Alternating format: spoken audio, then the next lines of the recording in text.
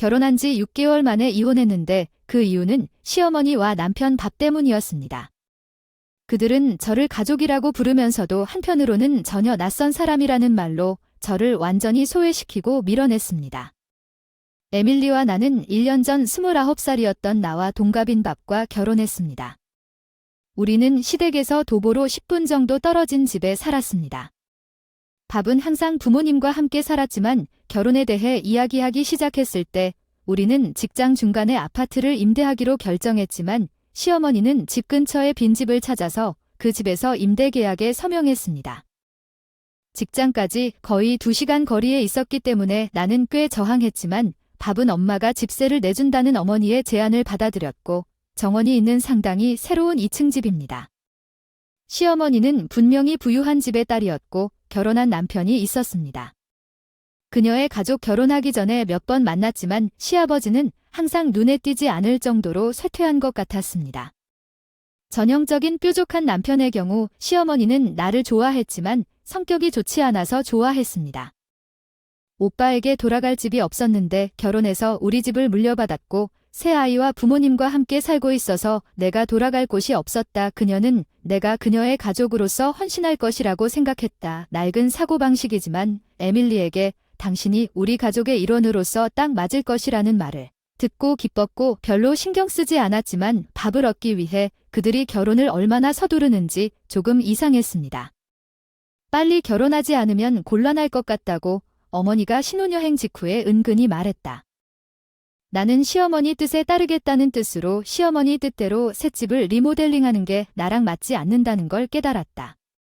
알록달록 화려한 커튼 로코 세인트 집게발 달린 가구와 무거운 무늬의 페르시아 양탄자 모두 고급스러우면서도 어수선하고 부족함. 시어머니가 웃으며 말씀하셨을 때의 조하나는 당신이 우리 가족이 된 것을 축하하기 위해 우리 가족의 가구점에서 구입했습니다. 참기가 막혔지만 밥이 행복해서 참았는데 그 순간 결혼 생활을 시작하자마자 그 마음이 맞았다는 기분이 안타까웠다.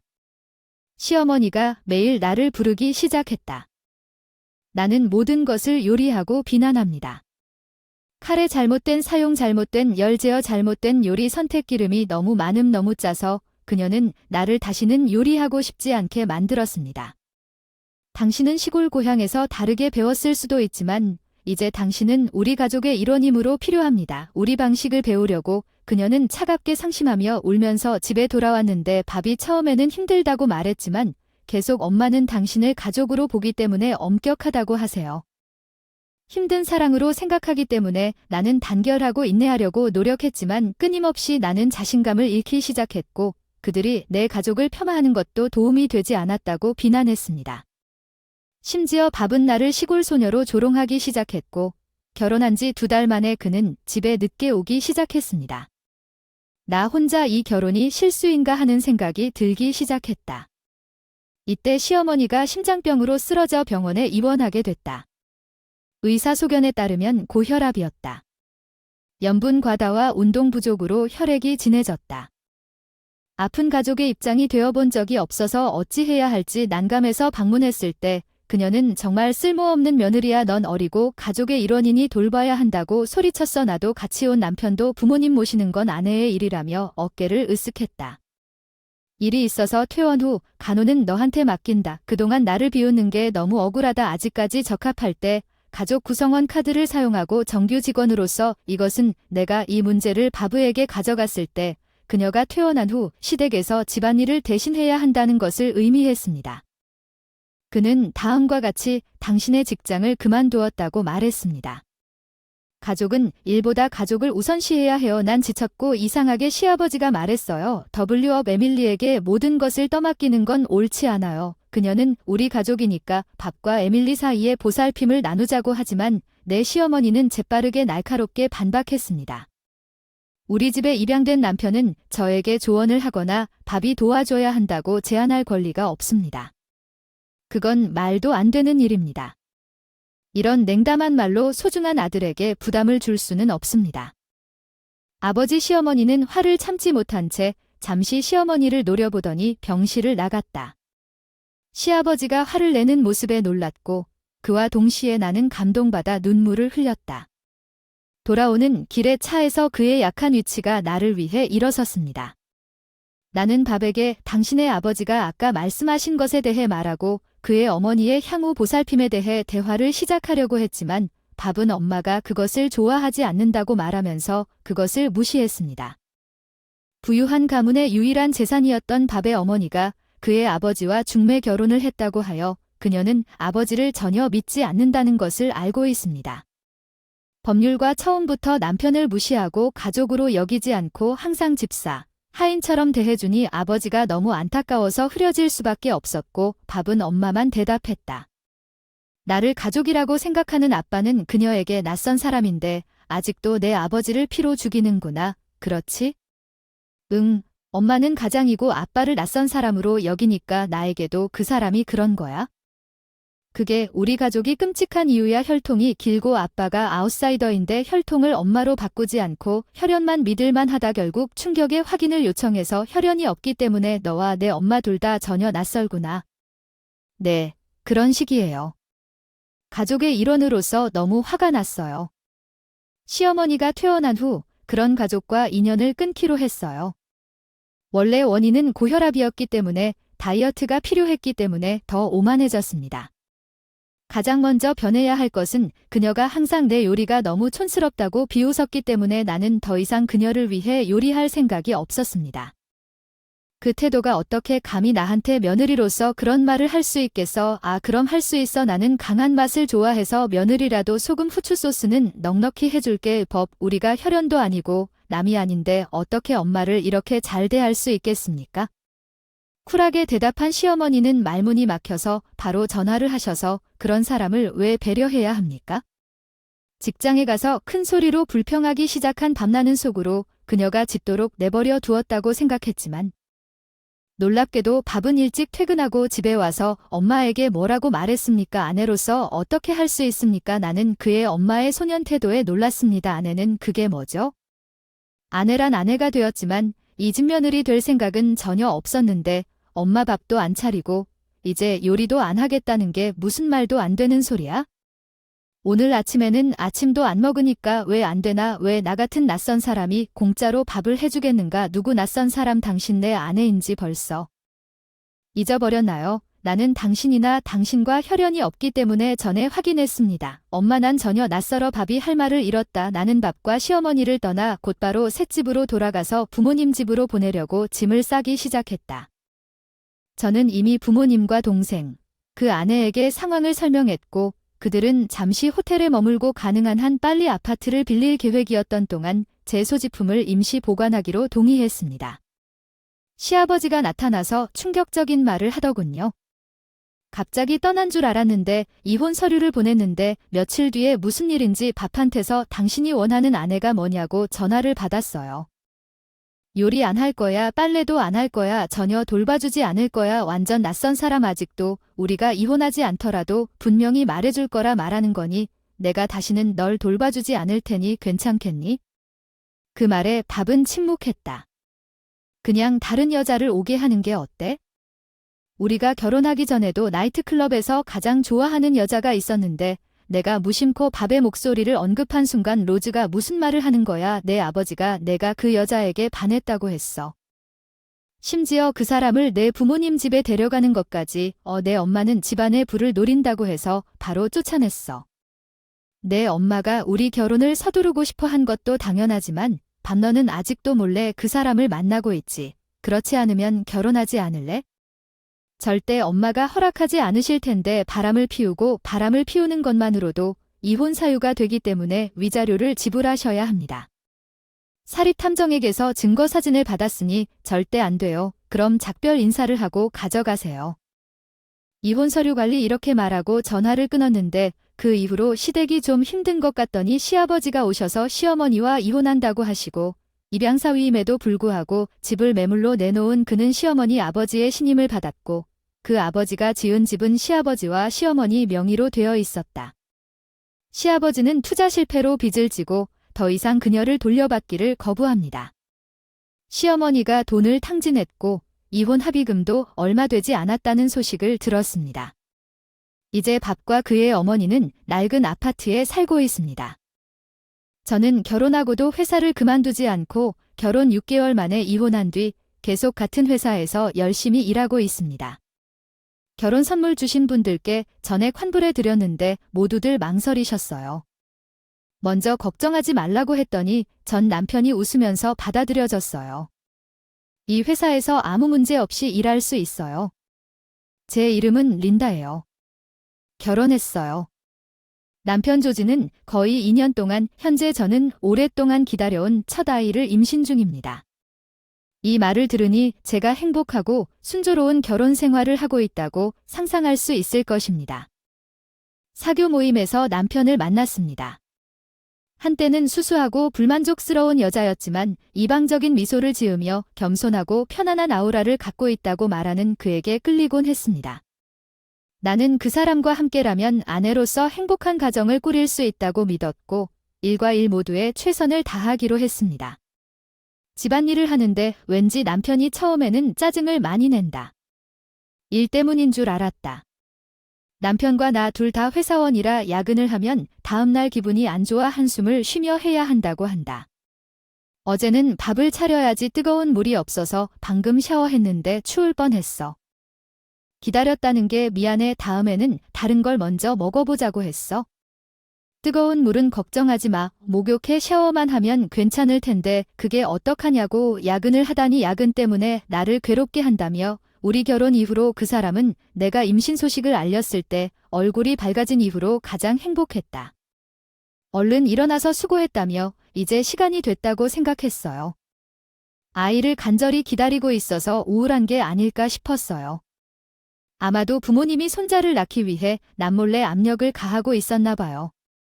시댁 식구들과 거의 연락도 안 한 것 같았어요.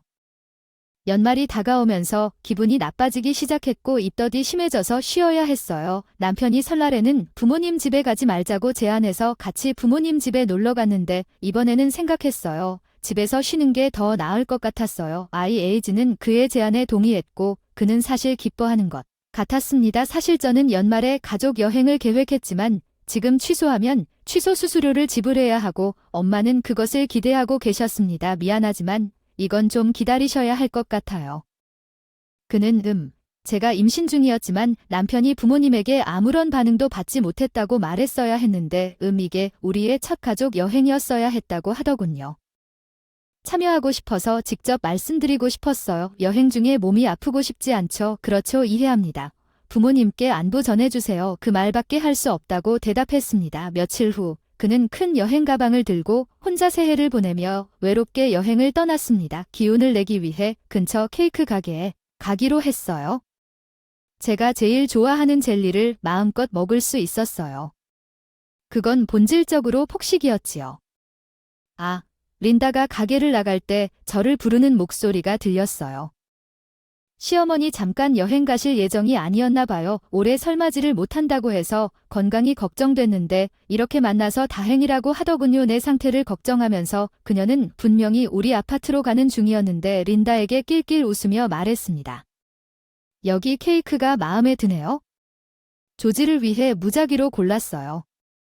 그 쾌활한 태도에 완전히 혼란스러웠어요. 엄마, 여행은 어때요? 최근에 아르바이트를 시작했는데 갑자기 교대 근무를 하라는 요청을 받았는데 조지가 부모님 전용 여행을 선물해줘서에 연락해서 일주일 연기했어요. 조지가 부모님 전용 여행을 한다는 게 무슨 뜻인가요? 진실을 밝히기 위한 여행. 나 핸드폰 꺼내서 조지한테 전화해서 스피커폰으로 바꿨어. 린다, 무슨 일이야? 여행은 잘 지내? 부모님과 함께 즐거운 시간 보내고 있어. 내 앞에 서 있는 시어머니 충격을 받았지만 조용히 하라는 손짓을 했습니다. 지금 엄마가 나와 함께 있어요. 침묵이 뒤따랐고 바스락거리는 소리가 들렸고 젊은 여성의 목소리가 자기 아내에게 누구랑 얘기 중이냐고 묻더군요. 젠장, 왜 이런 일이 일어나기로 되어 있었나요? 여행. 린다, 우리 부모님한테는 말하지 마. 남편의 바람을 인정하는 건 부끄러운 일이야. 특히 너 같은 겁쟁이한테는 말이야. 남편은 한 남자의 조롱하는 웃음소리에 스피커폰이 걸려 있다는 걸 깨닫지 못한 것 같았고 한 여자가 전화를 통해 들어왔어. 내가 아직 부재 중이라는 핑계를 대세요.